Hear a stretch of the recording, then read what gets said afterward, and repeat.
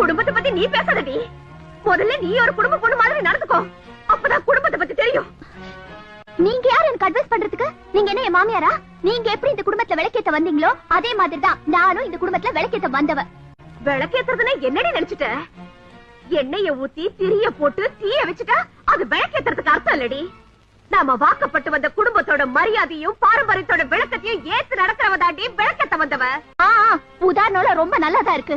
ஆனா நாங்களும் 4 எழுத்து படிச்சவங்க தான், நாகரிகம் தெரிஞ்சவங்க தான். நிறுத்தடி. நாகரிகம்னா என்னன்னு நினைச்சிட்ட? தொப்புள் தெரியுற மாதிரி சேலை கட்டுறதும் தொட தெரியுற மாதிரி துணி போடுறதும் தான் நாகரிகம் நினைச்சிட்டியா? பழச கட்டினாலும் பாக்குறவங்க கையெடுத்து கும்பிடணும்டி. நான் கோடீஸ்வரியா வந்தவ. நீங்க கோடி துணி கட்டினவங்க அப்படிதான் பேசுவீங்க. எத்தனை கோடி பணம் இருந்தாலும் கடைசியில கட்டையில போறப்போ கூட வர்றது இந்த கோடி துணி தாண்டி. பாதம் பார்த்து நடந்த பொண்ணுங்க தான் பாதம் மாறாம போயிருக்காங்க.